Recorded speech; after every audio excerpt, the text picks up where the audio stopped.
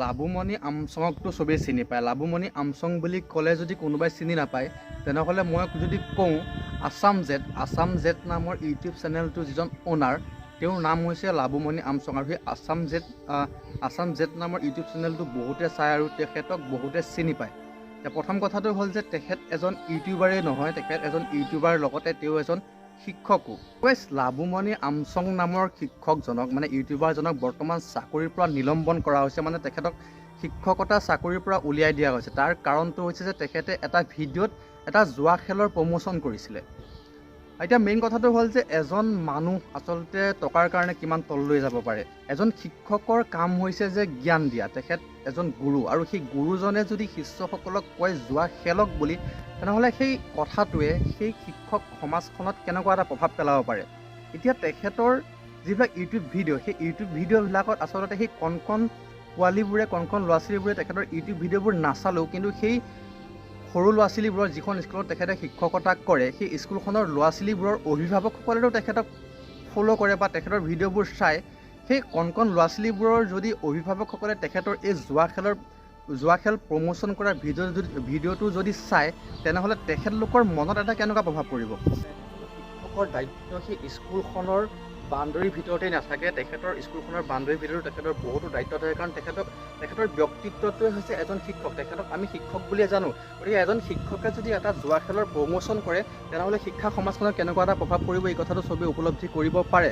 লাবুমণি আমচঙক যিটো নিলম্বন কৰা হৈছে সেই কথাটোত ময়ো একমত। অকল টকাৰ কাৰণে লাবুমণি আমচঙেই জুৱা খেলৰ প্ৰমোশ্যন কৰা নাই। বৰ্তমান যদি ছ'চিয়েল মিডিয়াত চাই, বৰ্তমান যিসকল জনপ্ৰিয় ইউটিউবাৰ আচলতে 60% ইউটিউবাৰে আচলতে জুৱা খেলৰ প্ৰমোশ্যন কৰা দেখা যায় মাত্ৰ কেইটামান টকাৰ লোভত। নাগাৰা নাম গাই, বেলেগৰ কথা ক'ব নাযাওঁ, নাগাৰা নাম গাই সকলোকে প্ৰভাৱিত কৰা কৰিশ্মা নাথেও সৌখিদিনা এটা জুৱা খেলৰ এড দিয়া দেখা পালোঁ। কৰিশ্মা নাথৰ কথা যদি বাদ দি আমি মনোজ ভাইৰ কথা আহোঁ, মনোজ ভাইও প্ৰায় আজিকালি জুৱা খেলৰ এডভাৰটাইজ কৰি থকা দেখা পোৱা গ'লোঁ, জুৱা খেলৰ প্ৰমোশ্যন কৰি থকা দেখা পালোঁ। কৰিশ্মা নাথ, বৰ্তমান লাবুমণি আমচং, তাৰপিছতে আকৌ মনোজ ভাই, মিষ্টাৰ ৰাজা, এই সকলোবোৰ আচলতে জনপ্ৰিয় ইউটিউবাৰে বৰ্তমান সময়ত জুৱা খেলৰ প্ৰমোশ্যন কৰি থকা দেখা পাইছোঁ। আদাৰৱাইজ ডাঙৰ ইউটিউবাৰসকলক যোনে ফ'ল' কৰা মানুহবোৰ হৈছে সাধাৰণ মানুহ। তেখেতলোকে কষ্ট কৰি এটা মোবাইল লৈছে, মোবাইল লৈ পেলাই যি সময়ত ফ্ৰী হৈছে, ফ্ৰী হোৱা সময়খিনিত নিজকে এণ্টাৰটেইন ৰাখিবৰ কাৰণে সেই ডাঙৰ ইউটিউবাৰসকলৰ ভিডিঅ'বোৰ চাইছে। আৰু সেই ডাঙৰ ইউটিউবাৰসকলে সেই সাধাৰণ মানুহখিনিক যদি জুৱা খেলিবলৈ কয় আৰু সেই জুৱা খেলৰ কথাটো শুনি বা সেই ডাঙৰ ইউটিউবাৰজনৰ কথাটো শুনি যদি তেখেতলোকে জুৱা খেলে আৰু জুৱা খেলি যদি নিজৰ সকলোবোৰ কষ্ট কৰা ধন সেই জুৱা খেলত হেৰুৱাই দিয়ে, সেই সাধাৰণ মানুহবোৰ মানসিকভাৱে ভাগি পৰিব। আৰু জুৱা খেলটো আমি চবেই জানো, জুৱা খেলটো হৈছে এটা নিচা। এবাৰ যদি পায় 10 বাৰ যায়। আৰু সেই নিচাত যদি মগ্ন হৈ কষ্ট কৰি গোটোৱা ধনকেইটা যদি সেই সাধাৰণ মানুহখিনিয়ে জুৱা খেলত হেৰুৱাই দিয়ে আৰু জুৱা খেলত হেৰুৱাই দি যদি মানসিকভাৱে ভাগি পৰে আৰু মানসিকভাৱে ভাগি পৰাৰ পিছত যদি তেখেতে চৰম সীমা বাছি লয় বা আত্মহত্যা কৰে তেনেহ'লে তাৰ জগৰীয়া কোন হ'ব।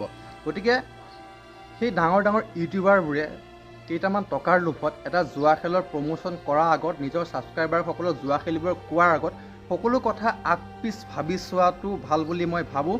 তো মই যদি তেওঁলোকৰ ঠাইত হ'লোঁ হয় তেনেহ'লে মই চাগে কেইটামান টকাৰ কাৰণে কেতিয়াও এনেকুৱা জুৱা খেলৰ প্ৰমোশ্যন নকৰিলোঁ হয়। ভিডিঅ' বনাবলৈ আহোঁতে মই এজন মানুহ লগত লৈ আহিছোঁ, তেখেতো আচলতে সাধাৰণ মানুহ, দিগন্ত দা মোৰ লগত থাকেই। দিগন্ত দা, তোমাক যদি মই কওঁ যে জুৱা খেলত বহুত টকা পায় বুলি, তুমি মোৰ কথা শুনি জুৱা খেলিবানে?